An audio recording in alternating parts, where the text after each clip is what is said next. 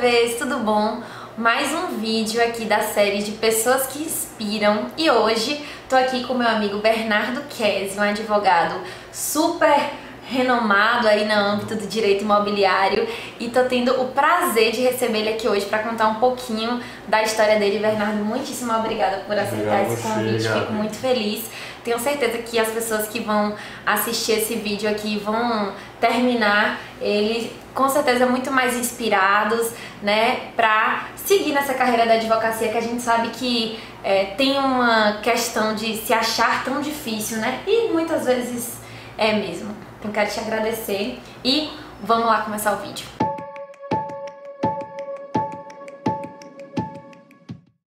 Gente, pra quem não conhece, Bernardo Kesi, eu vou deixar o Instagram dele aqui embaixo pra vocês seguirem ele.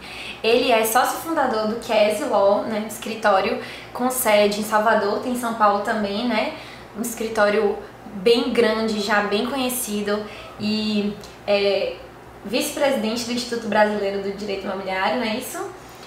Coordenador da pós de Direito Imobiliário da Faculdade Baiana de Direito, que aqui eu fiz, e da pós-EAD do CES, né, do Centro de Estudos Renato Saraiva, que eu sou tutora também. E o que mais, Bernardo? Tanta coisa, do CEBIC. Do Conselho Jurídico da Confederação Brasileira da Indústria da Construção Civil, CEBIC, lá em Brasília, da reunião do Sinduscon, Sindicato da Construção Civil, e das ADEMES. Muita coisa, gente.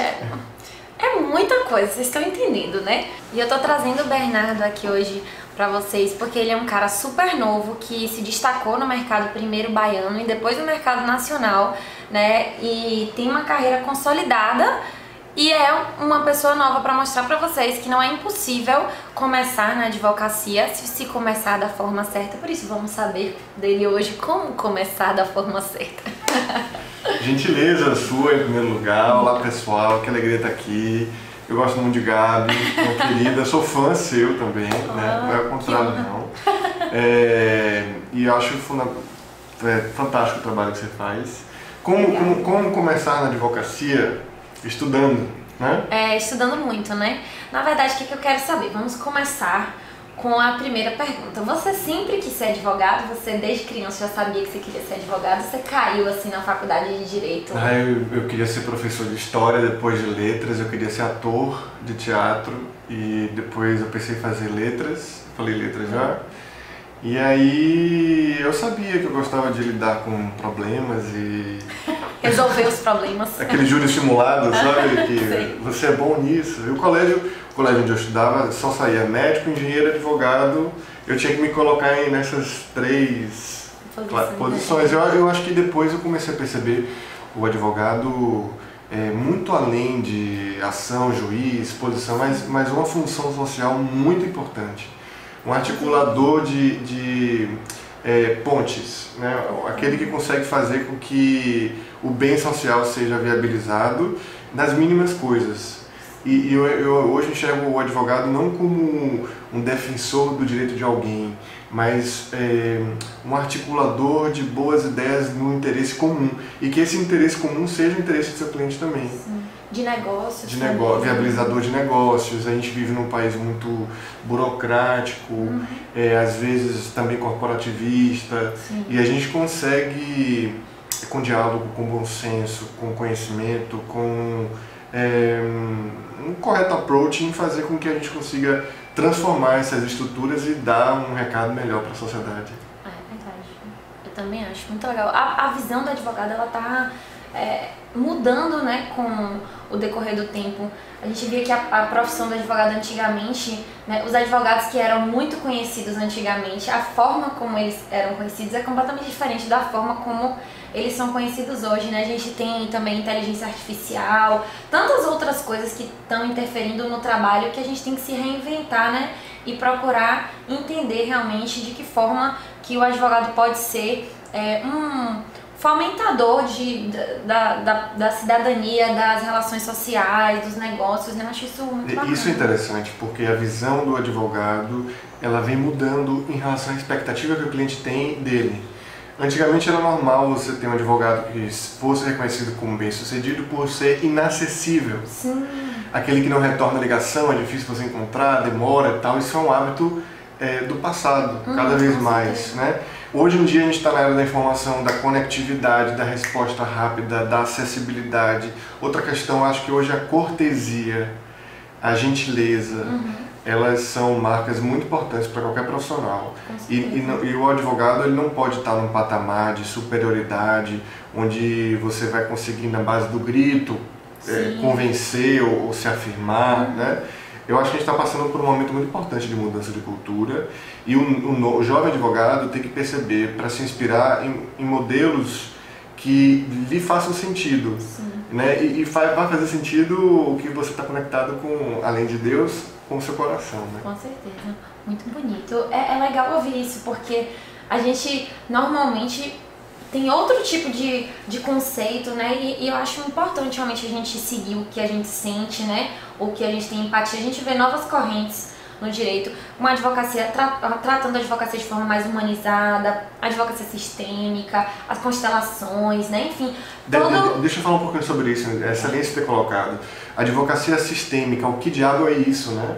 É você conseguir enxergar que o direito ele envolve uma horizontalidade de papéis, em que o advogado é um elemento de conexão entre esses diferentes interesses, para que o objetivo comum seja o resultado de ganho mútuo, ganha-ganha. A ideia não é eu perco, você ganha, mas assim, de que maneira... E aí se insere a mediação, aí se insere a importância de negociação, de você ter critérios válidos de negociação, porque direito é argumento. Exatamente. E aí você fala, mas isso é utópico, não, o Código de Processo Civil novo fala expressamente no princípio da cooperação, nos atos concertados.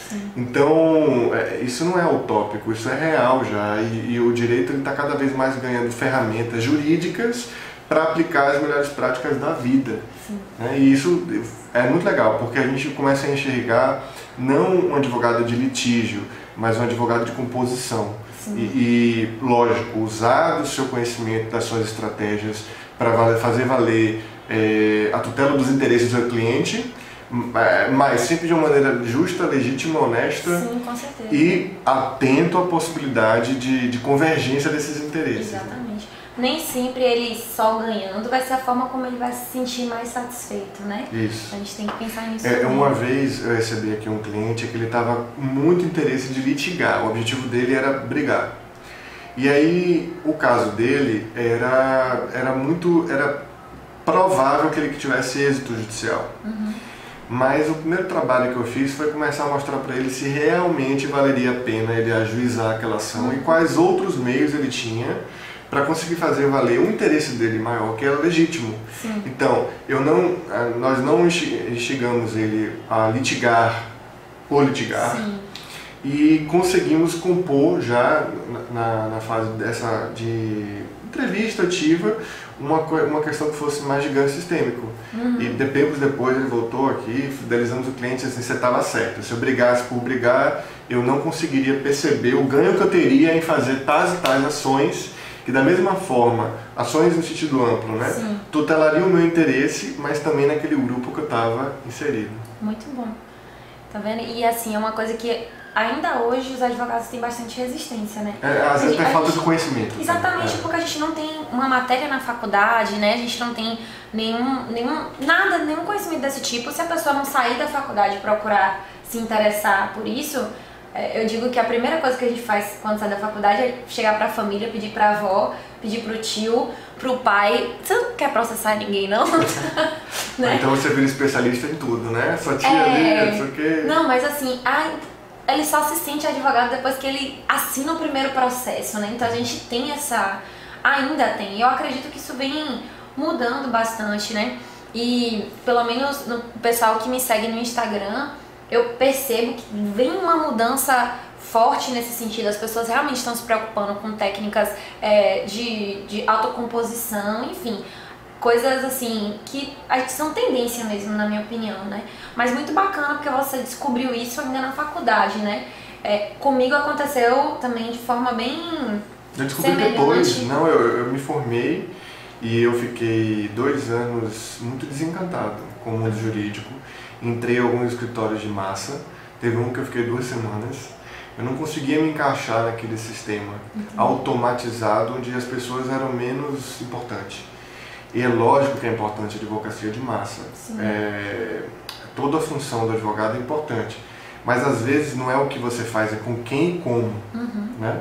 E eu acho que você pode ter excelentes advogados. Por exemplo, eu conheci uma advogada que trabalhava para uma empresa aérea e ela fazia aquilo com amor, que assim, foi super bacana fazer acordo com ela, né?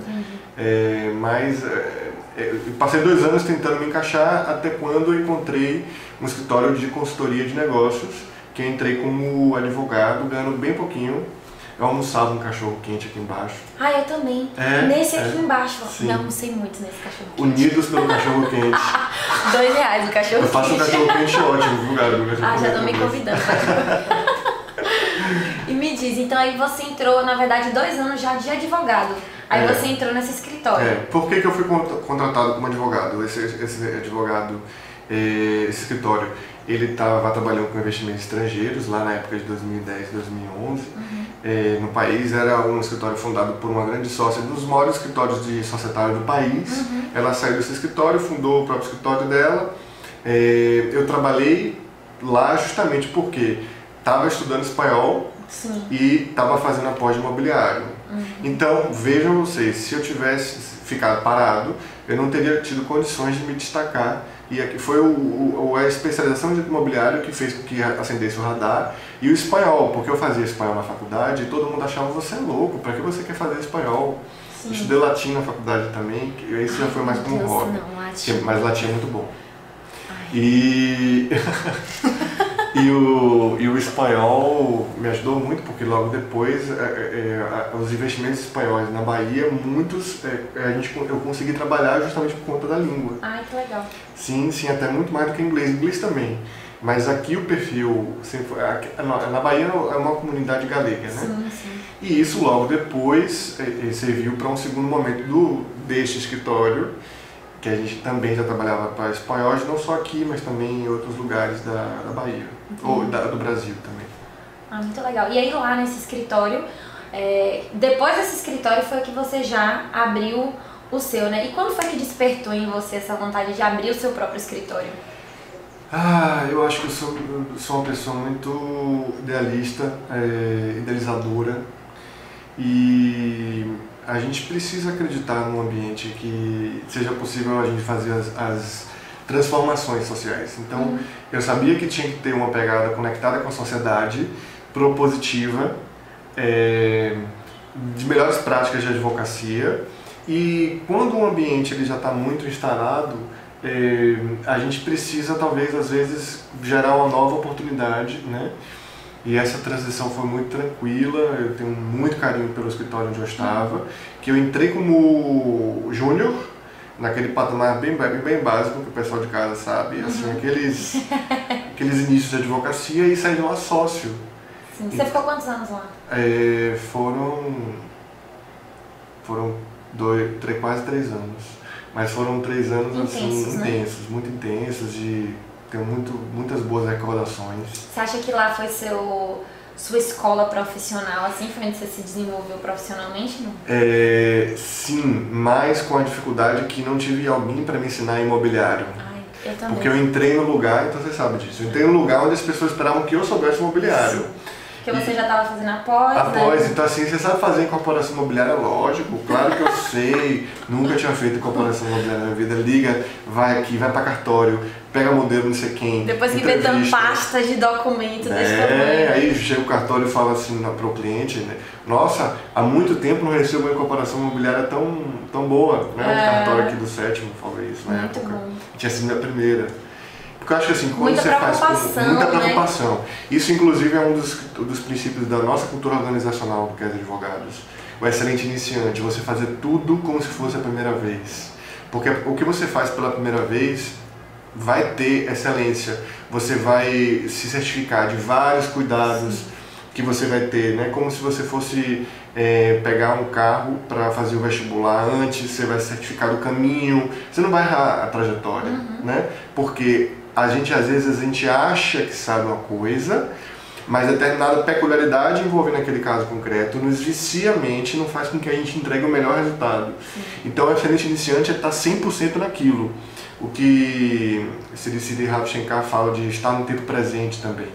Eu me lembro muito a gente fez capacitação aqui do escritório como se fosse a primeira vez. Você se lembra daquele filme? Sim. Que a menina tem uma perda de memória? Lembro. Então vamos ser sempre aquele ator que sempre tenta conquistar a namorada. Sim. E todos os dias, todos né? nossos clientes, todo nosso dia deve ser dia de conquistar nosso cliente, de fazer o nosso melhor, que é aquilo que faz brilhar os olhos para você, para quem está trabalhando com você, para o seu cliente e para a sociedade. Com certeza. Porque quando você faz o melhor de si, isso reverbera em ondas de energia positiva, esparaiando coisas boas.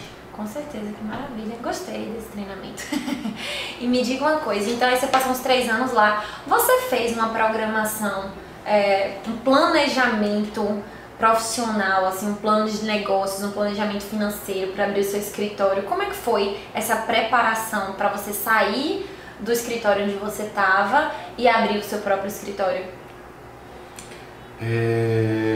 Eu tinha estudado algumas questões empresariais, que eu também recomendo todo mundo a fazer algo fora do direito, para abrir a cabeça da gente. Você fez um MBA, não Fiz um MBA na Fundação Getúlio Vargas e foi assim um divisor de águas para mim, porque ali eu comecei a me ver enquanto empresário e o que eu não queria repetir do que eu já tinha visto na minha vida. Né? Então o que eu tive, principalmente na época de estágio, eu tive chefes que eram chefes e não líderes. Então eu sabia que a liderança tinha que ter aquele modelo de uma liderança servidora. Eu começava a perceber a importância de uma cultura organizacional onde as pessoas se sentissem parte de um todo. Eu começava a perceber a importância de definição de estratégia, de que o conhecimento é o maior ativo da gente. Então tudo aquilo reverberava de maneira muito forte na minha cabeça e muito inspirado por essas ideias, o escritório foi aberto. E de repente, quando você forma um grupo, você percebe que o que é seu no início, como ideia, começa a ser compartilhado e vivenciado e transmutado. Começa de uma forma, vai indo de outra e outra e outra. Quando você vai ver, é uma comunidade que pensa de uma forma, que você está inserido nesse contexto, e legitimar a importância do colaborador, da pessoa que está na recepção, do seu administrativo, do estagiário, do advogado, não importa o cargo. Ele faz parte de um organismo que você também está inserido naquele. A diferença não é a hierarquia, são as funcionalidades. Então eu acredito que isso tem muito a se desenvolver na advocacia, porque nós não somos empresários, né? Nós somos formados para poder aplicar, saber qual recurso aplicar no negócio de processo civil, qual o direito de teste do direito de obrigações. Né? Mévio. Então a visão empresarial me ajudou muito, eu acho que eu tenho muito a aprender ainda também. Mas você chegou, então, você fez esse MBA, tinha essa visão, e você fez um planejamento que você usa até hoje, esse planejamento, ele muda, né? De início eu tentei aplicar no escritório onde eu estava, aquelas ideias. E não foi exatamente possível, né? Porque já tinha uma cultura organizacional lá, que dava certo desse sentido, né? Porque não tem cultura certa ou boa ou ruim. Com certeza. Tem, né? a cultura que dá certo para aquele lugar. Exatamente. Eu entendia que cultura eu gostaria de estar inserido, né? Então, lógico que vai mudando. Você vai revendo o seu plano de negócios a todo momento. Hoje, né? por exemplo, eu já estou muito focado na ideia do propósito, por exemplo. O Kiko, do Ikigai Brasil, ele fala, depois você consegue colocar o nome dele, o sobrenome, que agora eu não sei o sobrenome dele, é um nome difícil. Kiko fala uma coisa interessantíssima, ele tem um livro chamado Muita Alma Nessa Hora. E esse livro é fantástico, porque ele fala que quando você começa um negócio, você não começa um negócio, você começa uma transformação. Você não tem ideias, você tem ideais. Né?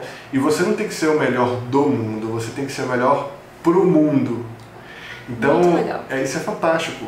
E lógico, você tem que pegar Aristóteles, né? Onde sua vocação encontra a necessidade do mundo, lá está o seu talento. Alguma coisa que Aristóteles fala nesse sentido. Você tem que utilizar do que você é bom, do que você pode ser bom e do que você vai conseguir resultado em torno disso. Né? Então, ao longo o escritório se implantou exclusivamente como consultoria, Hoje a gente tem uma participação judicial significativa, né? Muito focado na área imobiliária. Hoje a gente já tem uma diversidade de atuações, mas realmente reconhecida imobiliária. Hoje trabalhamos junto com cartórios, para cartórios. Em 2013 eram incorporadoras. Então, assim, veja que quando a gente fundou o escritório, nossos clientes eram as maiores incorporadoras da Bahia. E onde está a incorporação imobiliária hoje, né? Está nas pequenas e médias empresas. Então não estão nos grandes nomes. Os grandes nomes tiveram destinos diversos, né, na área imobiliária.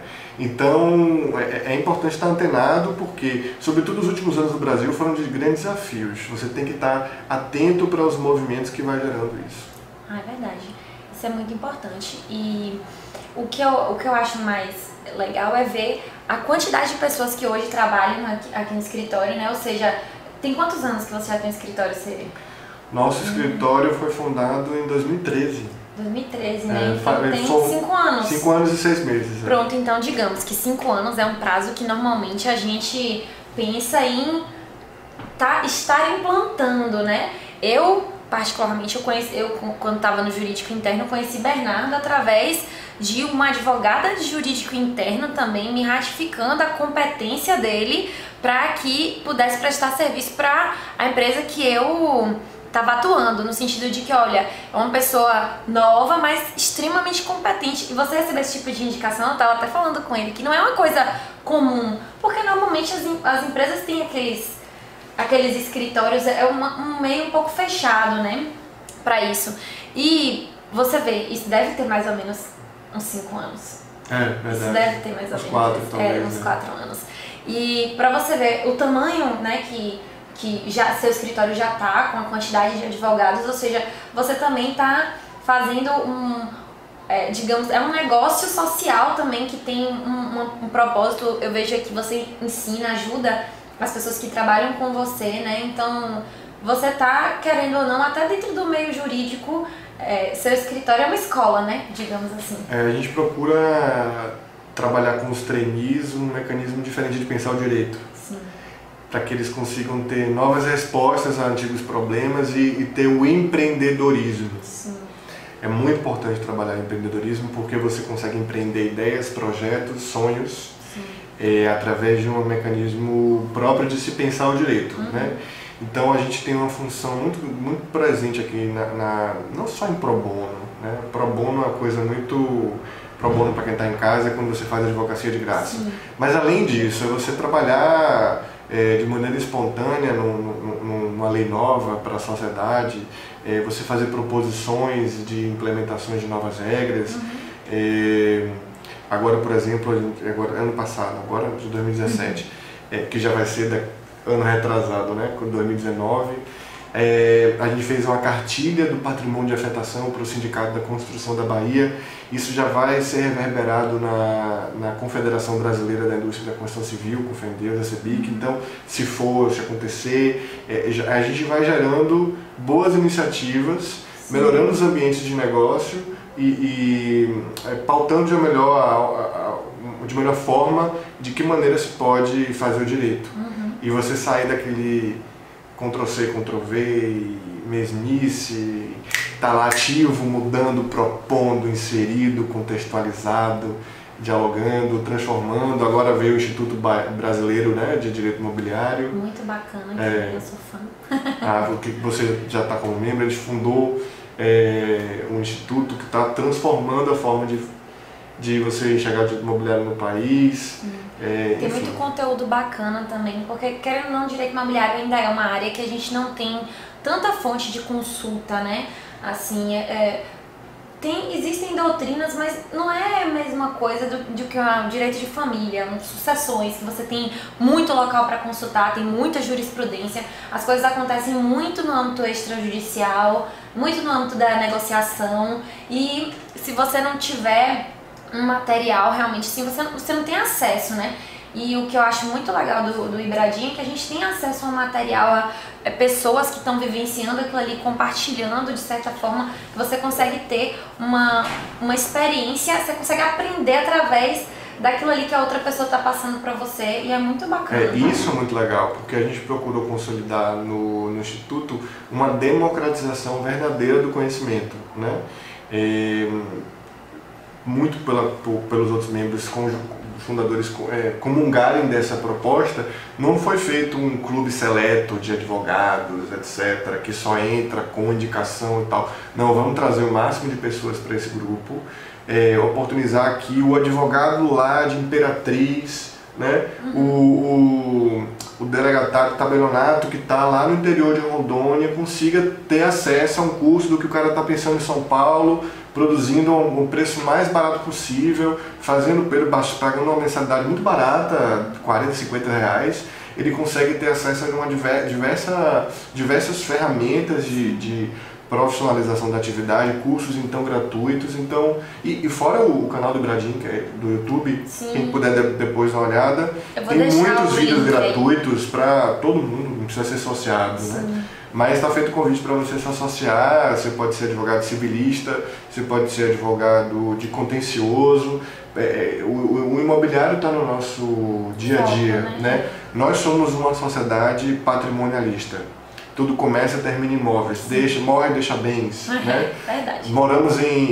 Trabalhamos em imóveis, então tudo gira em torno de imóvel, os condomínios, os loteamentos, comunidades planejadas, os contratos de locação, compra e venda, as relações de família, de sucessões, os processos imobiliários, até um pedido para você poder penhorar o imóvel precisa saber imobiliário. Então tá aí feito o convite para o Instituto Brasileiro e para os cursos também de especialização. É verdade. E você acha que a sua especialização, né, você ter focado no direito imobiliário, ela ajudou o seu escritório a alavancar realmente nesse tão pouco tempo? Quando você fala especialização, não foi só uma especialização, né? Eu vejo muita gente assim, eu já sou especialista. A gente não dá para parar de estudar nunca. Não, jamais. Não dá para parar de estudar nunca. Você sabe disso, você é engajadíssima também em conhecimento. Eu fiz a primeira especialização em imobiliário quando me formei. Depois eu fiz uma especialização por relacionamento, fui convidado para fazer uma especialização assim, super top, exclusiva, com um monte de promotor lá. Do Ministério Público, né? Assim, por relacionamento institucional, né? Por pautas objetivas em comum. Eles tiveram que selecionar algumas pessoas para poder fazer parte daquele grupo e foi um crescimento assim, impressionante. Era uma especialização em direito ambiental e urbanístico. E essa área urbanística virou também um ícone pessoal meu, né?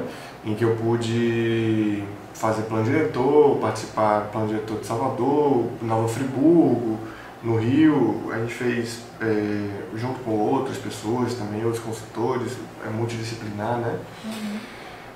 Leis específicas, lei ambiental disso, lei daquilo. Então, depois teve esse curso do MBA da GV que eu fiz e agora o mestrado e se Deus quiser o doutorado e fora os outros cursos de extensão disso e daquilo. Depois você entra numa posição de querer compartilhar, né? Então, eu sempre soube que eu era professor. Então, assim, desde quando eu tinha 14 anos de idade, 15, 16, eu dava aula de banca. Banca para quem está no sul é reforço escolar. Banca bem baiano. É verdade, reforço escolar.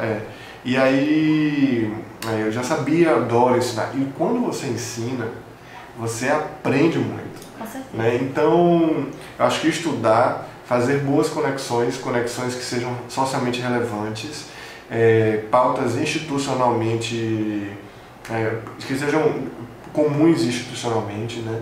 Eu acho que isso é muito relevante também. E você poder sempre estar utilizando o seu conhecimento a favor dos seus clientes, da sociedade. E fazendo com que isso seja visto também, né? Sim.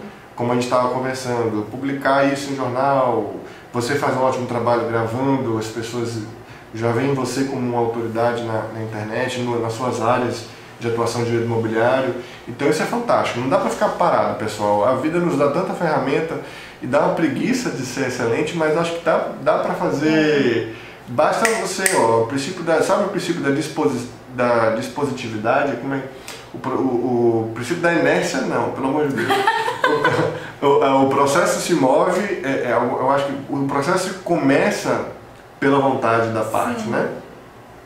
Então, eu estou muito focado em registro de imóveis, que há princípios lá que regem justamente essa questão de você fazer conforme a disposição, né? O oficial não pode, salvo algumas questões de que ele pode fazer de ofício, ele não pode fazer um registro do nada, né? Ele precisa ser provocado. A vida da gente é assim também, a gente precisa provocar para que as coisas aconteçam. Verdade. Né?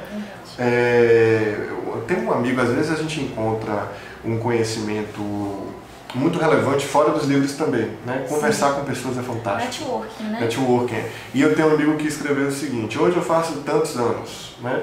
E o que eu quero da minha vida? Eu quero que eu tome atitudes que me levem a consequências mais próximas da minha alma, do quem eu sou, do que eu quero para minha vida, né? E ele cita o Homem de Ferro. Ele fala assim: está cansado de ser infeliz com sua mulher? Ame-a, se dedique ao seu casamento.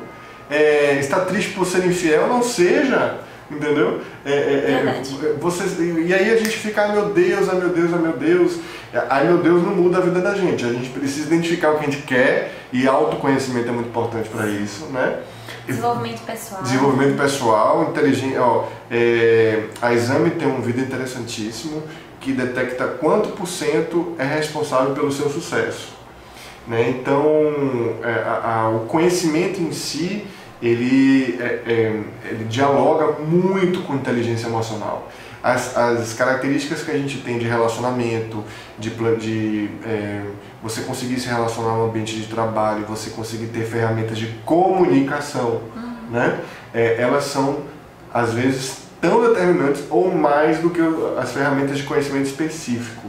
Então tudo isso está lá, a gente precisa levantar a cadeira e fazer e ser uma pessoa determinada, né? Apaixonada pelo que faz. E a paixão, pessoal, vem da dedicação.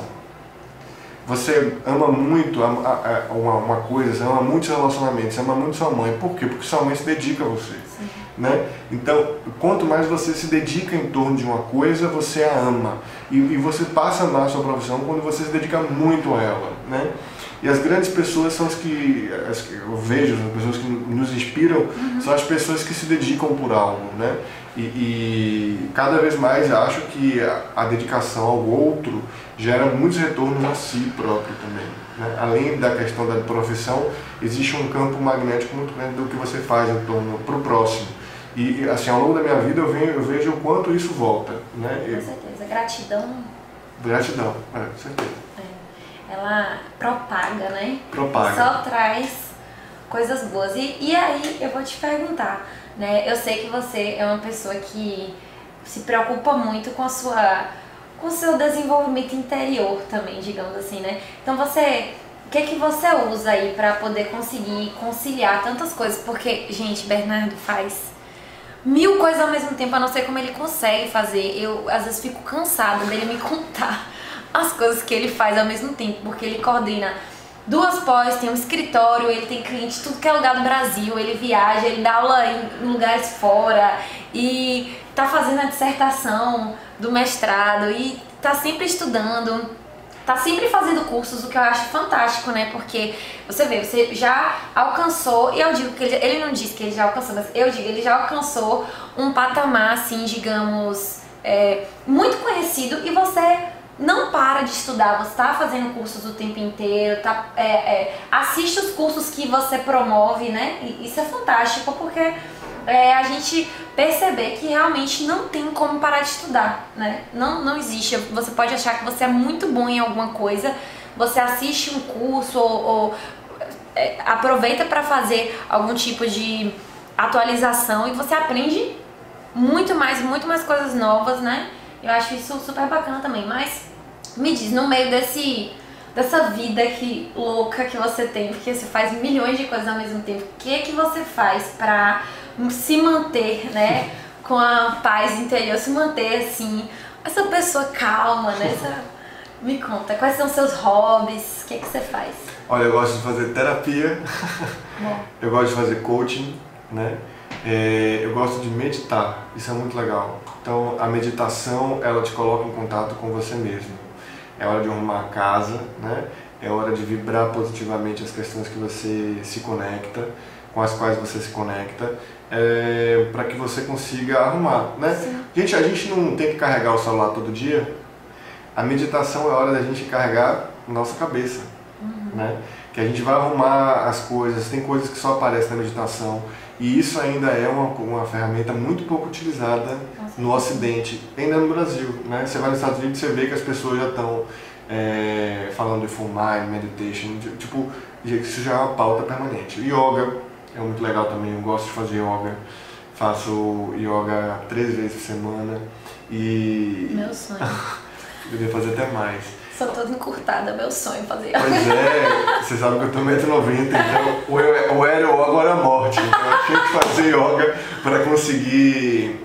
e é fantástico, eu tenho feito yoga tem pouco tempo, um alto relacionamento com o seu próprio corpo e isso reverbera na sua cabeça, que é muito bacana.